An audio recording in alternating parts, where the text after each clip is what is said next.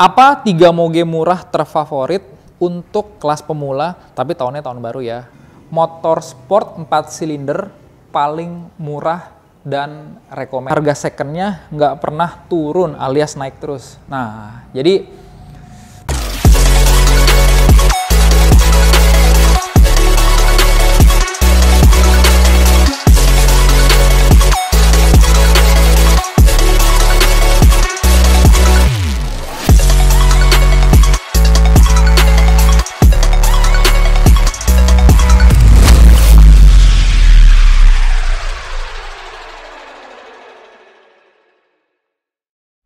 Assalamualaikum warahmatullahi wabarakatuh. Selamat pagi teman-teman semua. Apa kabar nih? Semoga semua teman-teman dalam kondisi sehat selalu. Ketemu lagi dengan gua Jo RNJ Motorsport di YouTube channel RNJ TV. Kali ini kita lagi ada di RNJ Motorsport yang ada di Duren 3 alias cabang pertama dari RNJ Motorsport. Nah, kalau teman-teman ingat kemarin kita baru saja melakukan ataupun mengadakan Q&A di Instagram official dari RNJ Motorsport berkaitan dengan pertanyaan yang berkaitan pastinya seputar moge murah. Dan di liputan kita kali ini kita bakal coba jawab pertanyaan-pertanyaan yang sudah kita saring dari teman-teman semalam untuk kita bahas. Kita pilih 5 pertanyaan terbaik untuk kemudian kita coba review di sini. Semoga bermanfaat buat teman-teman semua. Pokoknya stay tune. Semoga bermanfaat buat teman-teman semua ya.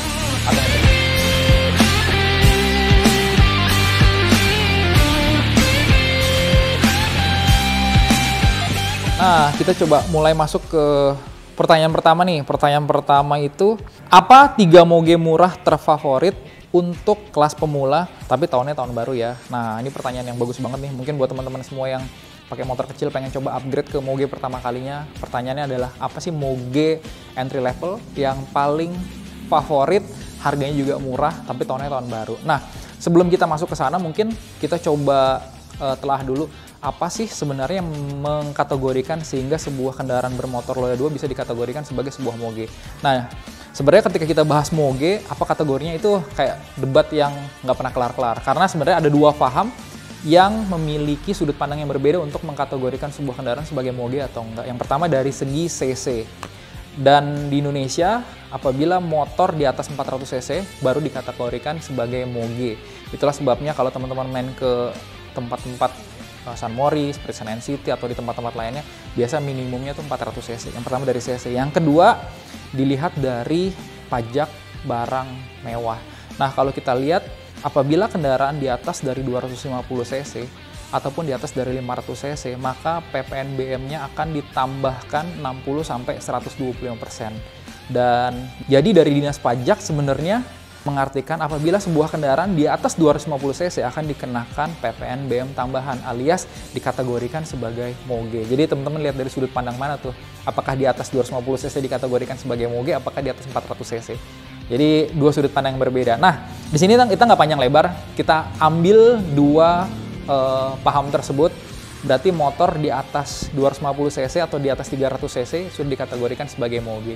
Dan moge murah tahun baru yang salah satunya yang paling favorit 3 moge tersebut adalah salah satu motor yang lagi ada di sebelah kanan dan kiri gua, yaitu Kawasaki IR6N.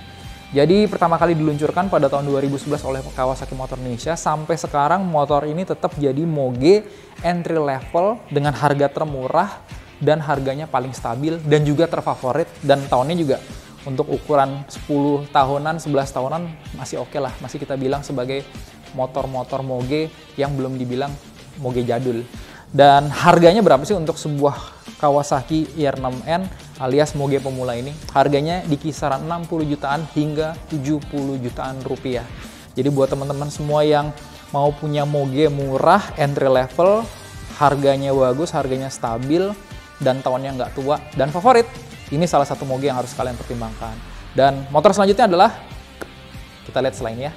Nah, selanjutnya moge entry level yang tahunnya tahun muda dan juga terfavorit.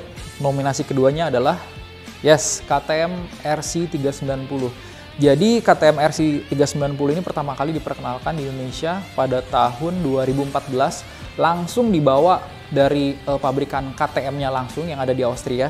Dan KTM RC 390 mengadopsi DNA mesin yang digunakan KTM di Moto3 yang pasti motornya sangat bertenaga dan desainnya nggak pasaran. Harga barunya kurang lebih di kisaran 100 jutaan something. Nah, harga secondnya di kisaran 60 sampai 70 jutaan, hampir apple to apple dengan Kawasaki R6N yang tadi kita bahas sebelum motor ini. Jadi pilih mana teman-teman, R6 atau KTM RC390 sebagai moge entry level dengan harga yang paling terjangkau, kondisi terfavorit, dan tahunnya tahun muda. Nah, kebetulan yang ada di Areanya Motorsport ini adalah tahun 2018, harganya juga kurang lebih nggak beda-beda jauh, kurang lebih di kisaran 60 sampai 70 jutaan rupiah ya. Kita pindah ke motor ketiga. Motor ketiga adalah, nah kebetulan motor ketiganya sudah keburu laku per kemarin sebelum kita review. Dan motor ketiga adalah Royal Enfield Classic 350. Dengan harga berapa? Harganya juga sama, kurang lebih di kisaran 60 sampai 70 jutaan rupiah. Tapi dengan genre yang berbeda. Kalau IR6 adalah naked bike, KTM RC390 adalah sport bike, Royal Enfield Classic 350 adalah motor klasik modern. Jadi 3 motor itu bisa jadi pertimbangan buat teman-teman yang cari motor buat harian, mungkin bisa consider IR6 buat moge entry level tahun muda yang bisa teman-teman pilih. Buat cari teman-teman yang cari motor sport harga termurah, juga ada masuk kategori sebagai mini moge KTM RC390, atau buat teman-teman yang mau riding santai menikmati motor klasik tapi tahunnya tahun baru, Royal Enfield Classic 3,5 jawabannya. Oke, kita lanjut ke pertanyaan kedua selanjutnya.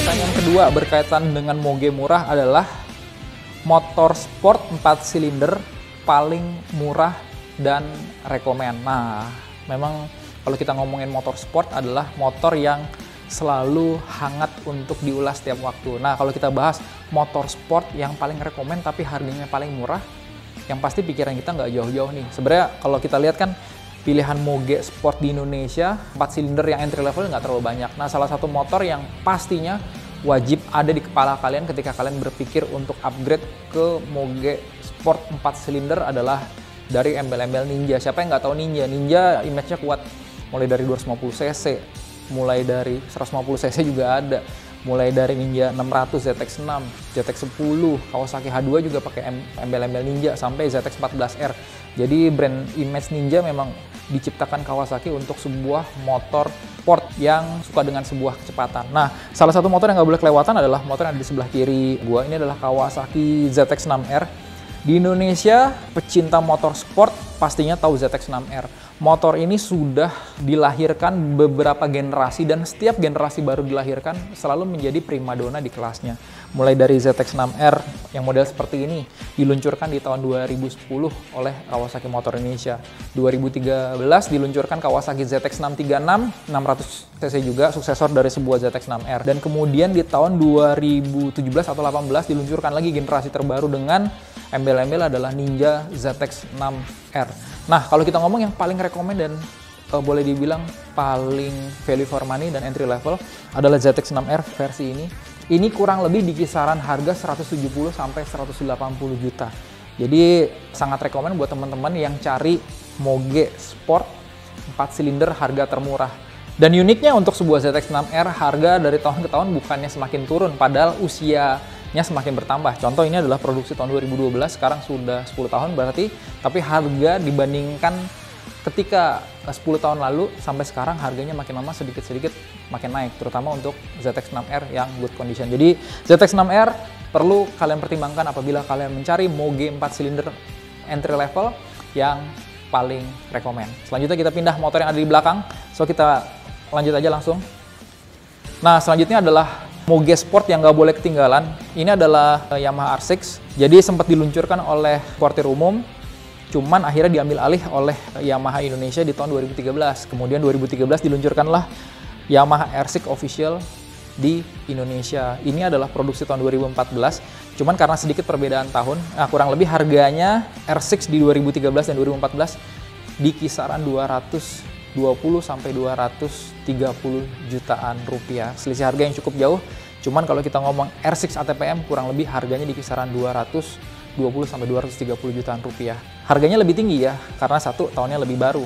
Dan yang kedua, Yamaha memang posisikan motor-motor mereka lebih mahal dari brand lainnya, khususnya Kawasaki. Jadi buat teman-teman semua yang cari moge sport 4 silinder yang rekomend dan yang pasti dari segi desain adalah salah satu moge sport paling ganteng 600cc adalah Yamaha R6 yang pastinya perlu teman-teman pertimbangkan. Dan satu motor yang nggak boleh ketinggalan pastinya ketika kita ngomongin ZX-6, kita ngomongin Yamaha R6, yang pasti Honda CBR 600 juga nggak boleh ketinggalan sebagai moge sport entry level yang perlu teman-teman pertimbangkan. Harganya untuk tahun 2011-2012 kurang lebih di kisaran 180 sampai 190 jutaan, kurang lebih hampir apple to apple dengan Kawasaki ZX-6R. Nah, jadi teman-teman pilih mana tuh antara ZX-6R di harga 180-190, CBR 600 di angka yang sama 180-190, ataupun Yamaha R6 di angka 220 sampai 230 juta, tapi dengan konsekuensinya adalah 2 tahunnya lebih mudah. Suzuki GSX 600 gimana? Nah, Suzuki GSX 600 yang K8 itu produksi tahun 2008, cuman karena barangnya super limited jadi tidak masuk kategori untuk moge entry level dengan harga murah karena harganya sekarang sudah tembus di atas 200 juta rupiah. Nah, semoga membantu teman-teman semua. ZX-6R, CBR 600 ataupun Yamaha R6 yang bisa teman-teman pilih sebagai moge murah 4 silinder entry level buat teman-teman semua yang paling rekomend. Kita lanjut ke pertanyaan selanjutnya.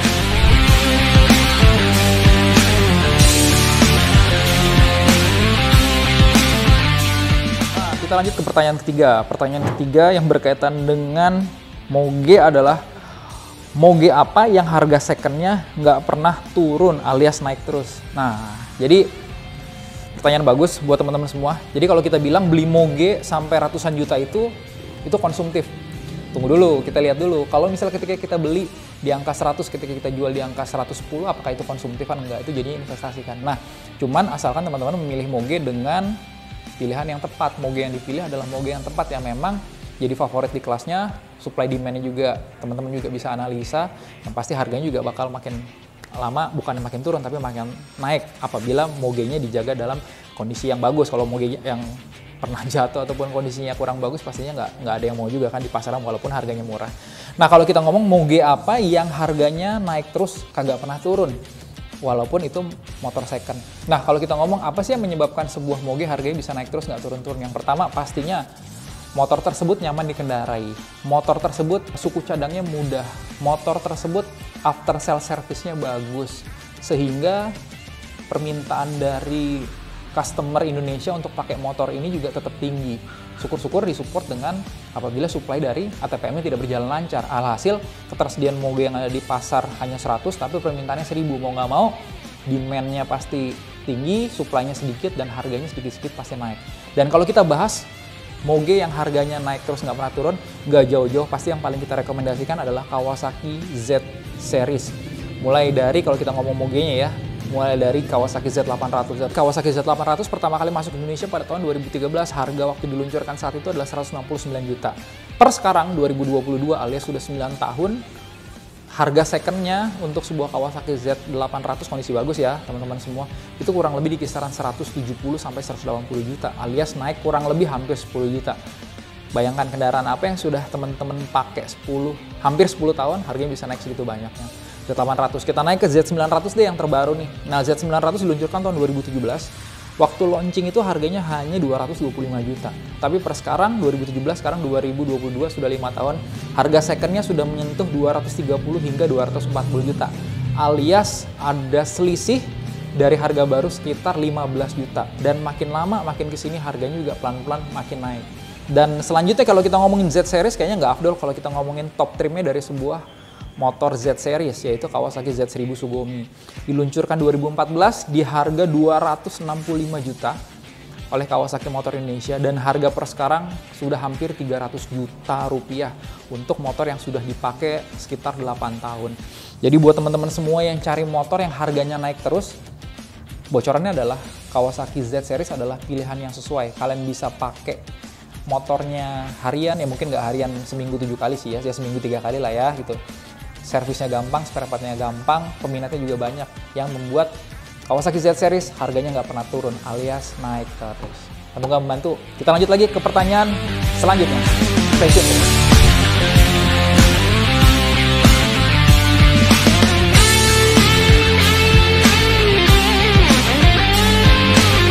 Nah, pertanyaan selanjutnya nih, pertanyaan keempat. berapa murah sih biaya servis jika kita memiliki sebuah moge? Nah, ini pertanyaan yang bagus nih. Karena setelah kita punya rezeki untuk beli moge, PR selanjutnya adalah kita melakukan maintenance yang sesuai dengan kebutuhan moge tersebut. Nah, sebenarnya untuk servis ataupun maintenance dari sebuah moge itu dibagi menjadi dua kategori. Yang pertama tuh servis kecil, yang kedua tuh servis besar. Nah, kalau kita ngomong servis kecil, dibutuhkan servis rutin secara berkala. Yang pertama kita ganti oli ataupun ganti filter oli. Let's say lah kita bilang ganti oli dan ganti filter. Oli kita pakai yang bagus, contoh Motul 300V, harga per botol 300.000. Untuk sebuah Kawasaki Z800 apabila kita ganti dengan filter olinya kurang lebih 3,5 liter alias 3,5 botol atau 4 botol deh. Kalau 300.000, 4 botol itu kurang lebih 1.200.000. Harga filter olinya itu sendiri di 170.000, berarti 1.370.000. Dan biaya jasa untuk si mekanik untuk servis kecil kurang lebih di kisaran 300.000. Jadi kalau kita bilang olinya 1.200.000, jasanya 300, 1,5 juta, dan biaya filter olinya di 170.000. Kurang lebih biaya 4 bulanan yang kita keluarkan di kisaran 1.670.000. Tapi kan 4 bulan selanjutnya kita nggak perlu ganti filter oli. Karena ganti filter oli itu biasa kelipatan 2 kali servis, ganti filter oli sekali. Jadi biaya untuk sebuah Kawasaki Z800, nah tadi adalah simulasi untuk biaya sebuah Kawasaki Z800, biaya per servis per 4 bulan atau per 2.000 km adalah sekitar 1,5 sampai 1,67 juta rupiah per 4 bulan. Gimana? Mahal nggak? Nah, lain halnya kalau kita ngomong ke servis yang kategori kedua, yaitu servis besar, di mana dibutuhkan servis besar itu biasanya ya di 20.000 km. Nah, itu perlu dibongkar mesinnya untuk dicek seal clamp-nya, dicek rantai ketengnya, dicek segala macam jeroannya. Nah, apabila ada yang perlu diganti, mungkin diganti. Nah, harganya kurang lebih biaya jasanya tanpa penggantian part kurang lebih di kisaran 1 juta rupiah. Untuk penggantian partsnya itu mengikuti lah ya. Jadi itulah biaya yang kita butuhkan untuk servis kecil kurang lebih di kisaran 1,5 juta sampai 1.670.000 dengan simulasi yang kita pakai adalah untuk Z800. Nah, sedangkan untuk biaya servis besar, biaya jasanya saja 1 juta rupiah. Selanjutnya biaya tambahannya adalah mengikuti apabila ada kebutuhan untuk part-part yang diganti. Gimana? Semoga bermanfaat buat teman-teman semua yang pengen beli moge. Jangan mundur ya. Kan 4 bulan hanya 1,5 juta saja. Bisa lah, insya Allah nabung setiap sebulan 400.000 ya. Bisa. Kita lanjut ke pertanyaan terakhir yang pastinya nggak kalah.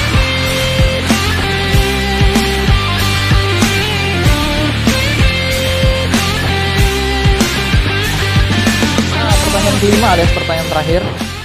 Ini pertanyaannya, berapakah biaya termurah untuk memiliki sebuah moge? Ini maksudnya biaya termurah tuh bukan biaya servis harusnya sih.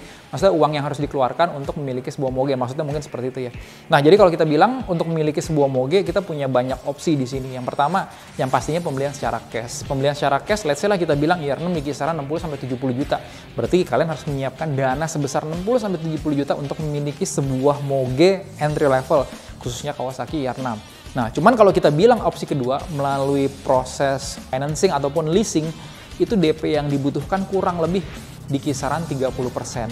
Let's say kalau kita bilang IR6 di kisaran 60 juta, kali 30%, berarti DP yang teman-teman butuhkan untuk bawa pulang motor ini, kurang lebih di kisaran, 60 juta kali 30%, alias sekitar 18 jutaan hingga 20 jutaan rupiah. Kalian sudah bisa bawa pulang sebuah IR6. Nah, jadi mungkin itu yang bisa kita sampaikan buat teman-teman yang sudah mengantongi uang kisaran 20 juta rupiah kalau mau beli IR6 sih. Harusnya sih itu bisa jadi satu jalan yang mempercepat kalian untuk memiliki moge-moge idaman. Nah, tapi kan ada bunganya yang harus kita bayar secara rutin di setiap bulannya. Tapi ingat, ketika kita membeli sebuah moge, harga mogenya juga nggak turun kan. Lain halnya kalau kita beli mobil, harga per tahunnya itu cenderung turun.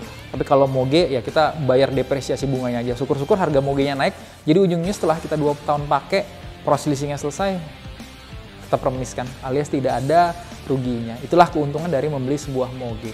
Nah, kurang lebih itu kita kali ini berdasarkan Q&A yang kita coba share ke teman-teman per kemarin. Ada 5 pertanyaan yang berkaitan dengan moge, khususnya moge murah topiknya. Semoga bermanfaat buat teman-teman semua yang lagi cari moge untuk pertama kalinya nih. Dan di sini nggak bosan-bosannya kita mengingatkan kalau Arini Motorsport dan juga Fast Auto Mobil sedang mengadakan giveaway spektakuler 4 buah motorsport.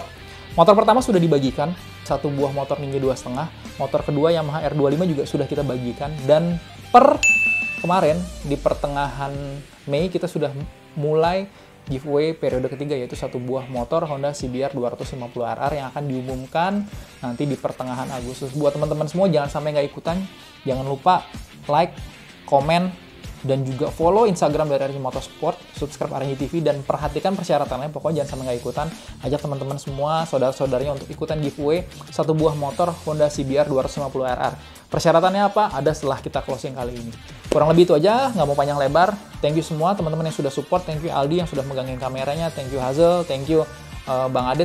Thank you teman-teman dari RNG Motorsport Duren 3. Ketemu lagi dengan gue Jo, RNG Motorsport di YouTube channel RNG TV. Panjang umur, sehat selalu. Sampai ketemu ya. Assalamualaikum warahmatullahi wabarakatuh. Semoga bermanfaat video kita kali ini. Bye-bye.